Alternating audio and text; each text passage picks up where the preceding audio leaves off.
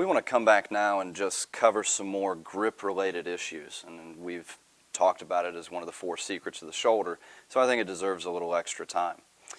The grip is almost ignored in today's training programs, but we're only connected to the weights we're trying to push, pull, and lift by our hands.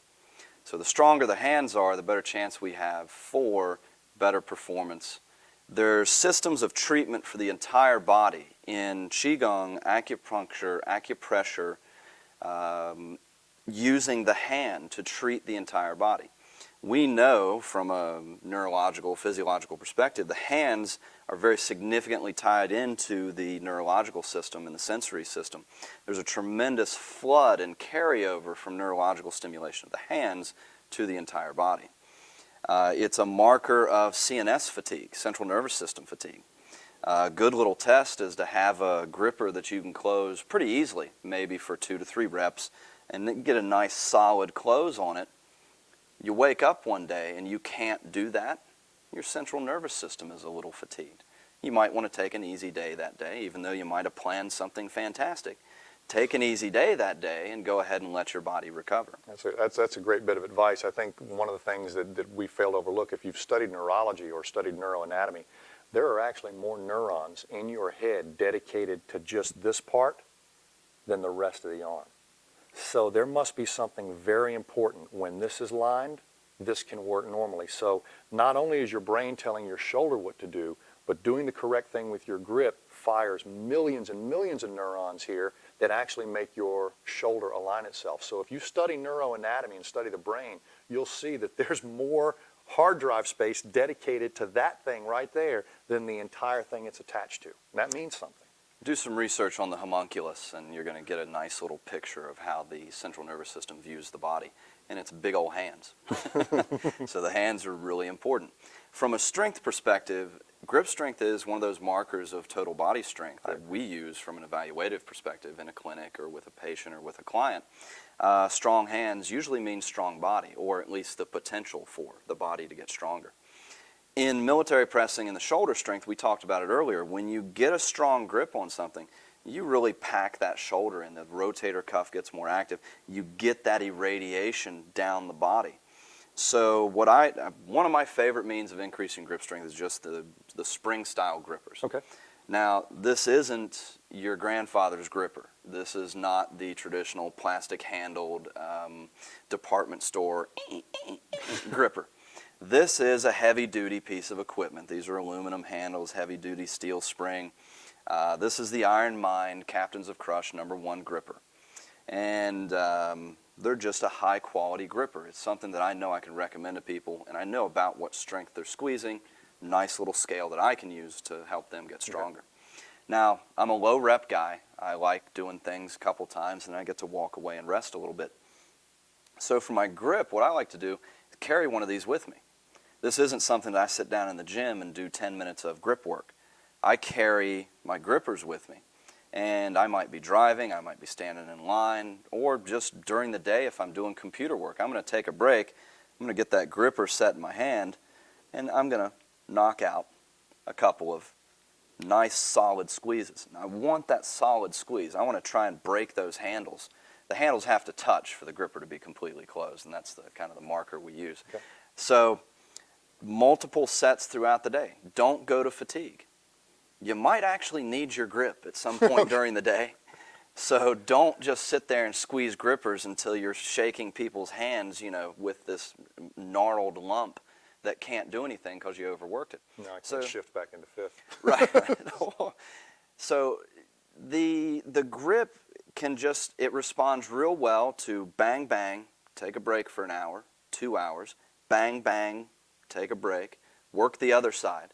We get strong hand, weak hand, and then we just kind of, oh, I don't want to work the weak hand because, you know, it's not doing what the strong one is. Go ahead and work your weak side. That's going to get you some more benefit. This is the basic stuff. There's wrist rollers. There's all kinds of ways to work your grip. That's what I was going to ask you. Yeah. I mean, you can go to things like bending nails, tearing cards, pinching plates. There's a tremendous number of ways to work your grip. But big fan of keeping it simple, big fan of things that get me big bang for my buck. Working the grippers strengthens my hand. Then I can transfer that strength into other activities with a little bit of practice. Let me give you some advice from a physical therapist. As you can know and see, there are millions of things out there you could probably do for your grip, but the one reason I like keeping it simple, like Brett said, is his wrist position was exactly where it should be. He had a very lined up wrist. The same wrist position he was gripping with, he should be punching with. Not here, not here. When we do a lot of contorted movements with our hands, even though it may be exercising the muscles of the grip, it's putting the wrist out of alignment. And you're not going to get the irradiation. You're not going to get the neurological inflow into the shoulder.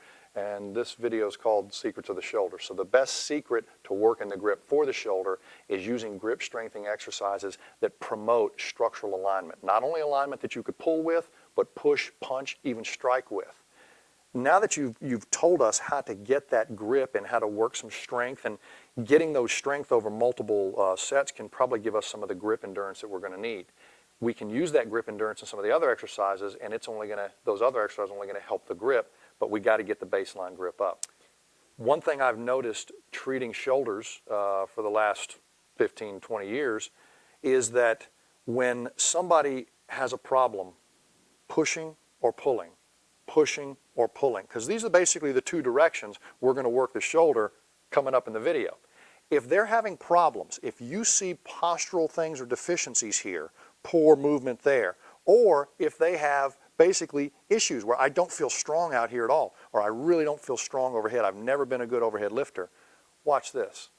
Close the gripper and move up and come back down. Move out and pull back. Have you ever thought that the shoulder's not going to take anything serious that the grip doesn't take serious? So put your arm out here for me, and you just hold the gripper lightly and grab somebody by the wrist and say, pull me back. Now, close the gripper, pull me back. It's going to be a completely different pull, and that's because the rotator cuff, the brain, and everything between the two just engaged to take this thing seriously. So just moving through air in different directions. We don't just want grip here. We want grip here, we want grip here, and everywhere else. So just using your grip as a preset for a pull or a push, or a pull or a push, you're going to get that. And these are some things to rehearse before we start moving the shoulder around through the air. Because if your shoulder was perfect, probably wouldn't be watching the video. So. And I remember when people used to get casted, shoulder surgeries, or arm problems, you give them a little racquetball and have them start just doing little finger movements and grip movements. And that little bit of stimulation up the chain starts the rehab process by activating those muscles and getting everything going. Now, you take somebody who isn't comfortable overhead or has some issues, and we've given you all kinds of tricks for mobilizing the T-spine and the breath and the mobility and stability and sticky scapula. Go ahead and start training their grip, because it's not going to hurt their shoulder, it's going to help it, and they get more active, they get to doing more, it's going to help them out. So there you go. Level 1 is complete. You're going to level 2, but don't just watch level 1, do level 1. Learn it yourself, especially if you're going to teach it to somebody else. Be good enough to demonstrate so we wouldn't find a flaw in what you're doing.